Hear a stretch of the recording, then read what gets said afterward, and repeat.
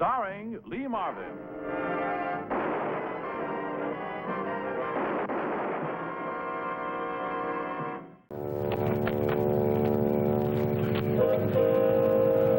It just kills me to do this, baby. You know that, don't you? We had something. But you had to go and spoil it, didn't you?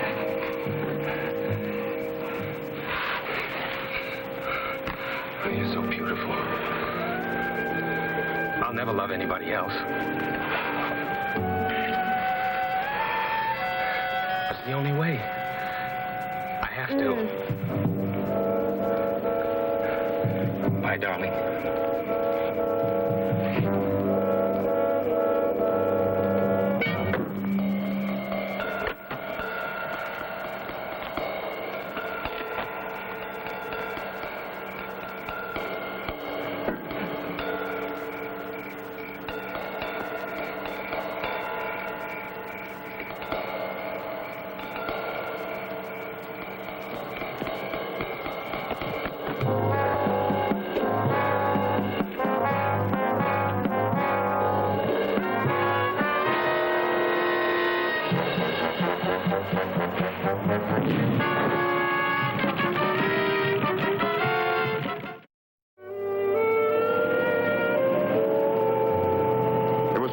Saturday morning when a couple of kids on a picnic found the still smoldering remains of a burned-out late-model car.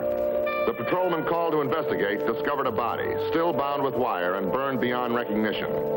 It was my day off, but murder keeps a 7-day week. My name is Frank Ballinger, Detective Lieutenant, M Squad, a special detail of the Chicago Police. Captain Gray called me from the morgue. I was to meet him in M Squad as fast as I could get there. Any identification? There's nothing to identify. Well, what about fingerprints, marks? Couldn't be worse.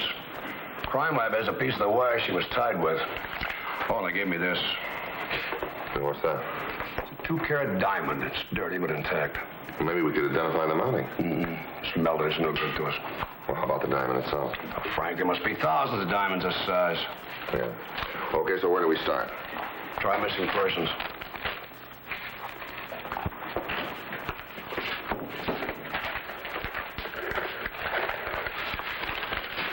Missing persons, please. Oh, Charlie. Yeah, Ballinger. What do you have on a female Caucasian, height 5'4.5"? No, that's all we can give you. Okay, let me know if anything comes up, huh? All right. Anyway, we got a lead. License plates from the burned car. You think the killer would have taken them off the car? Look at this. Legal owner is Paul Crater. Lakeshore Drive. Paul Crater? Uh-huh. Playboy lawyer. Oh, what do you know? Check it out, will you?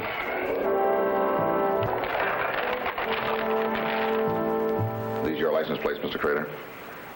Well, how would I know? The number is 330572 and then registered under your name. Where'd you get these? How did you get so banged up? Well, if you don't mind, it's a private affair. Not anymore, Mr. Crater. You're a suspect in a murder case. Now, how did you get banged up?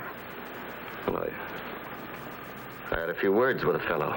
Your car is wrecked. A girl is found murdered in your car. And you're all banged up and you say you had a few words with a fellow. Well, that's my houseman. Alfred? Alfred? He'll tell you. Yes, sir. Lieutenant Ballinger wants to ask you a few questions. Yes, sir. Well, what's your last name, Alfred? Beasley, sir. How did Mr. Crater get these injuries? Go ahead. Tell him. It was an altercation, sir, 3 days ago at the Club Bordeaux. Has he been out of the house since? No, sir, no. He was quite badly injured. We had the doctor in. Oh, what doctor? Dr. John F. Lansing, Michigan 45730. Michigan 45730. We'll check that. Are you sure that he hasn't been out of the house in the past 3 days? That's correct, sir. If my car was wrecked and a girl was killed in it, then somebody must have stolen it. Out of your garage, right under your nose. Go out and see if the car's there, Alfred. Never mind, Alfred. It's not there. I've checked. What's left of your car is impounded in the police garage. Now, who is this fellow that you had this fight with? A drummer in the band at the Club Bordeaux. A fellow they call Stick Wilson. What was it all about? Stupid misunderstanding. He didn't like the way I danced with his girl. It was one of those things. Are you also a musician? What? Oh, the guitar? I just play it rather well. Mr. Crater, you weren't planning on leaving town, were you? I hadn't thought of it. Well, please don't.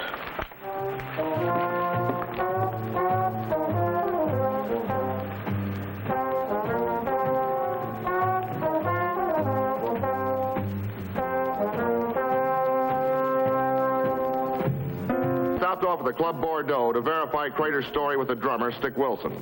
He wasn't there, but the French woman who owns the place was. At the moment, she was pretty upset because her star attraction, Gladys Gay, had quit abruptly to take a job in New York. But between her comments on the undependability of girl vocalists, I did manage to learn 3 things about Stick Wilson. On the drums, he was a genius. All the ladies loved him. And he spent his afternoons practicing at Jazzville, a record shop. On my way to Jazzville, I got a hurry-up call from Captain Gray. Missing Persons had received a fresh report on a missing female Caucasian. She was the daughter of Floyd Gilbert, an important industrialist. What's your daughter's name, Mr. Gilbert? Cynthia. Here is a recent photograph.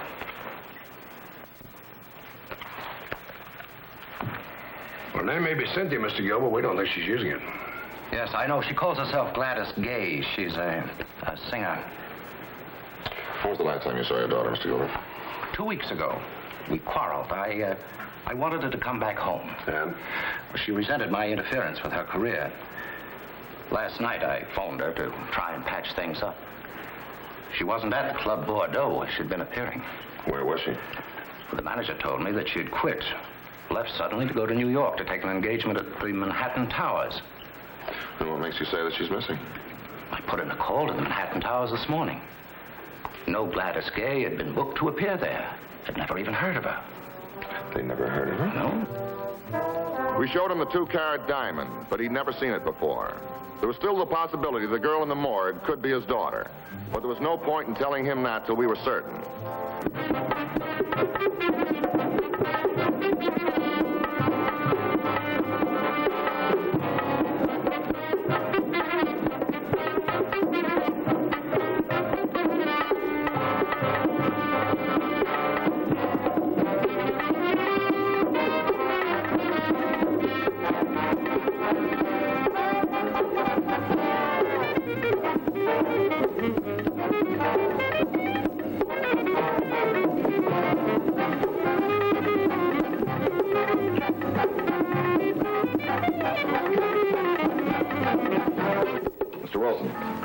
Interrupting me, man, and I'm working on a beat. Yeah, I'm sorry, but I have to ask you a few questions. Oh, sure. Glad to oblige. Shoot the questions. I understand you had a beef a couple of nights ago at the Club Bordeaux with an attorney by the name of Paul. Yeah. I did it real good, too. You mind telling me what it was all about? Look, man, when a cat tries to cut you out with your own wife, I mean, what do you do?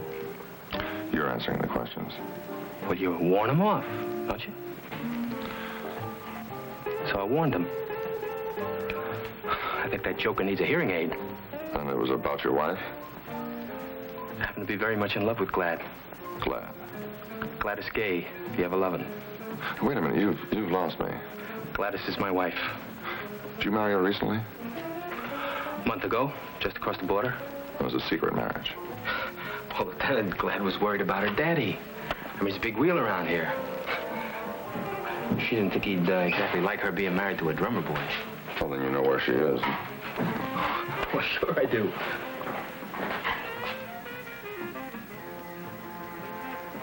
Look, Lieutenant, what are you asking me all these questions for? I mean, if you got something on me, let me know, huh? You're making me nervous.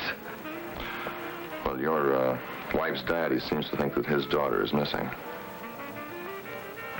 Missing? Well, you could call the Club Bordeaux. They'd have told him. She left for a job in New York. Well, he did call the club, and they gave him the message. She's supposed to be opening up at the Manhattan Towers. What do you mean, supposed to be? Well, he called the Manhattan Towers in New York, and they never even heard of her.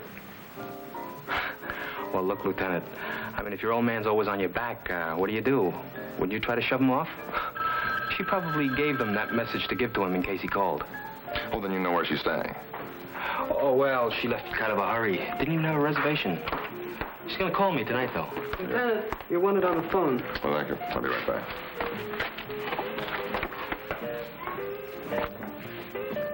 Hello? It was Captain Gray. The police lab had some information regarding the wire which had bound the dead girl's wrists. There was something strictly out of harmony at Jazzville. I seemed to have interrupted a meeting between Wilson and Alfred Beasley. I figured if I could find a way to watch without being watched, I might learn something very educational. I told the captain I'd be back as soon as I finished questioning Wilson. Mr. Wilson. Look, Lieutenant, I think Glad's dad's worried about nothing at all. But is there anything else I can do for you? Well, not yet, but if your wife does phone you tonight from New York, would you call me, please? Sure.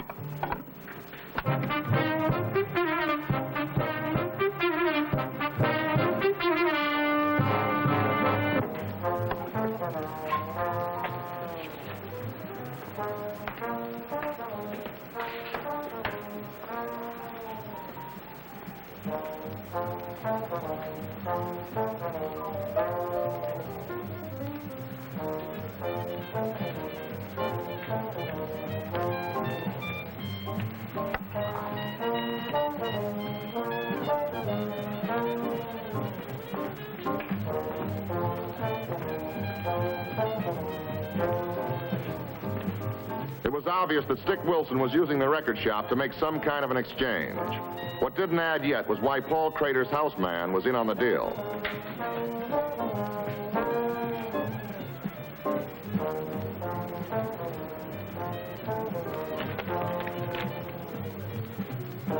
I stayed there watching for an hour.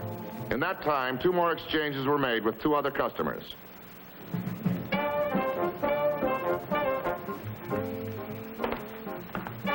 Go next door for a cup of coffee. When Stick made a 3rd deposit and left the store, I decided it was time to move.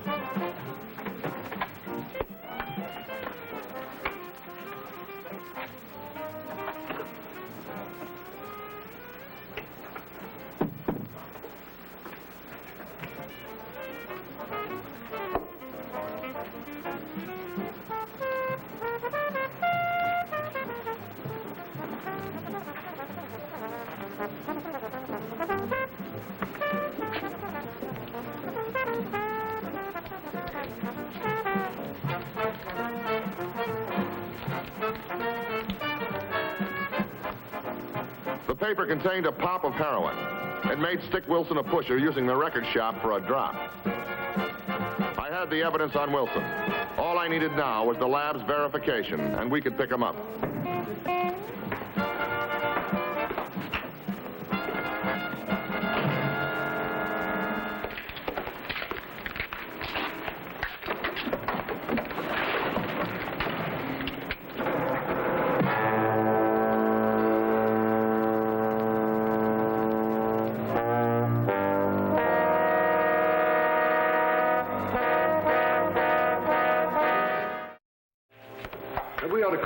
narcotics. Oh, not yet. If you got any stuff in that place, he's taken out of the record shop by now.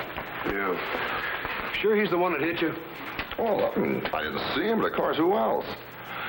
Well, there's too many angles to this case. Crater, Beasley, and Wilson. That dead girl in the morgue. I guess we better start reshuffling the pieces. Hey, wait a minute. You said something about a piece of wire? Oh, yeah, here it is. Lab said they found traces of silk thread on it. It's a bass string guitar. Guitar? Yeah. Crater has a guitar. See, that's right. Let's take another look at those files. There was no record on Paul Crater, but surprisingly, we did have a package on his immaculate houseman, Alfred Beasley. He'd been arrested 2 times for dope addiction. He'd taken the cure, but it didn't take. I now understood the connection between Beasley and Wilson, and being an addict, Alfred's alibi for Crater was highly questionable.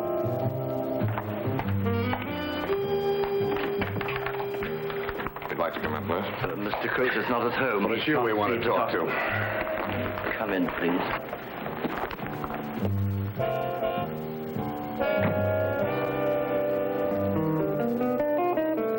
Does Mr. Crater always use steel strings on his guitar? I couldn't say, sir. Have you ever noticed a string on it wound with silk? I don't know, sir. We pulled your package, Alfred. We know you have a record. Now, you better come clean with us, or the law's going to lean on you and lean on you hard. What have I done? You're an addict, and you're still hooked. That isn't so, sir. I saw you buy a pop of heroin this morning. Let me see your arm. There's the evidence. Now, you listen to me, Alfred. There's a dead girl in the morgue. We want to know who she is and who put her there. I can't tell you.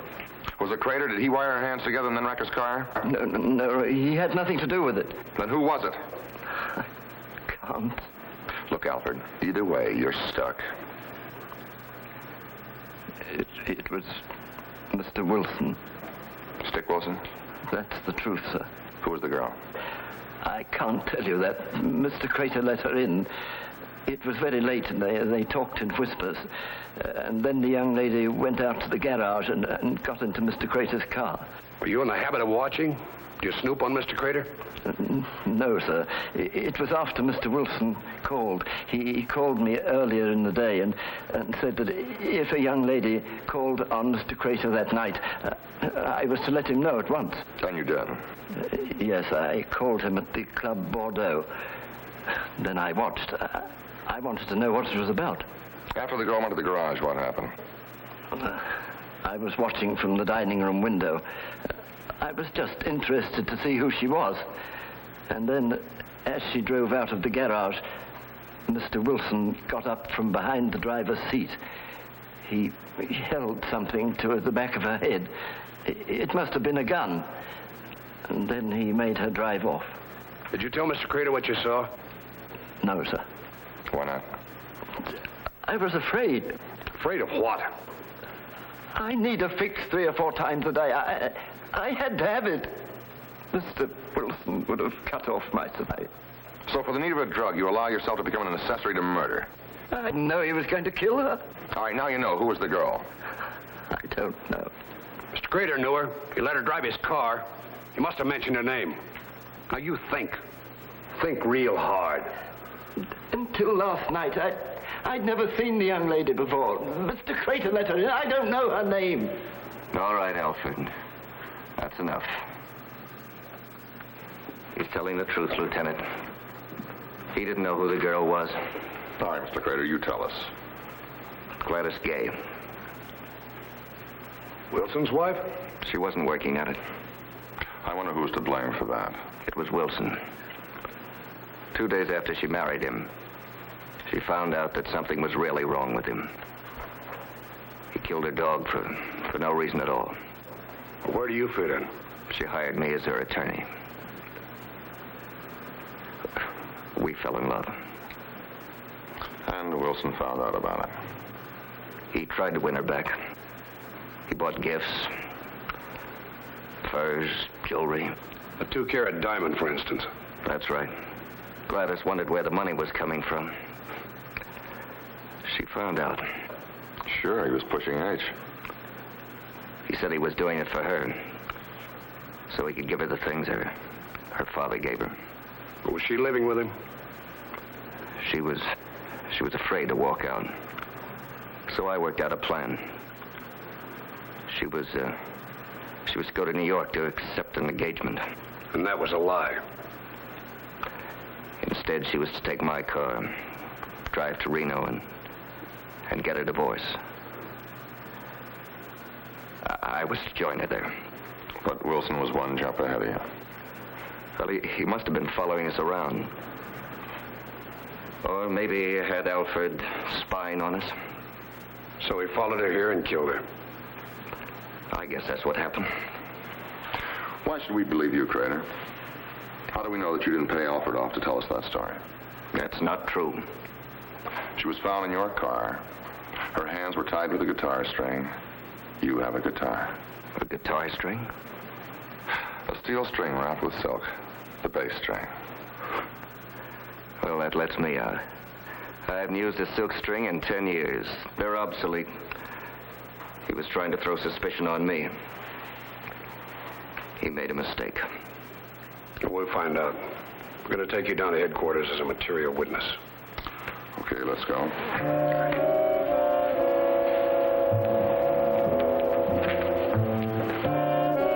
We had a pretty solid case against Stick Wilson, but we needed one more item to make it open and shut for a jury.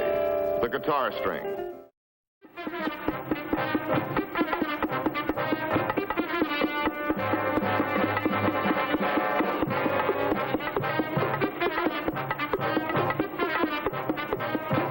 Give me an E string for a guitar, huh?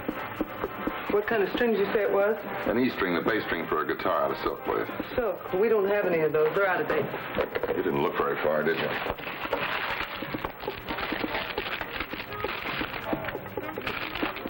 Here's one. How much do you want for that? 75 cents. Thanks. Dylan. Hey, don't bug me with him. Okay, Lieutenant. You're under arrest. Play it cool. Nobody gets hurt. Oh, what's the rap, man? Too much racket? Murder. We know what happened to your wife. Now let's go. Hold it, Lieutenant. Okay, Stick. Out the back. Get the car. I'll follow.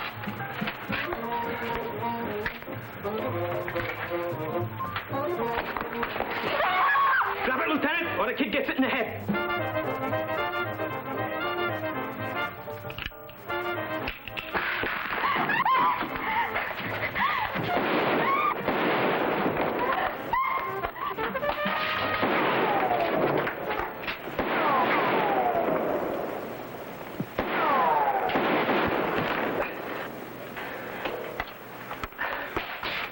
The blonde inside. Grab her.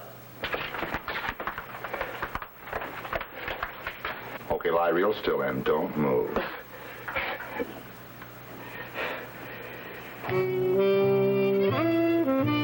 They dug the slugs out of Stick Wilson and he stood trial for the murder of his wife. He was convicted and executed. The blonde in the record shop and Alfred Beasley are both serving terms for narcotics violations.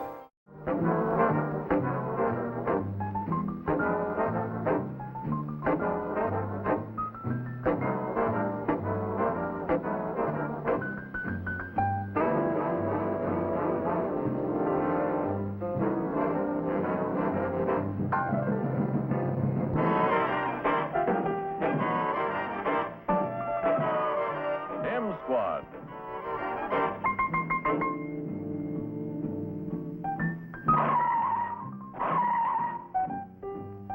Starring Lee Marvin.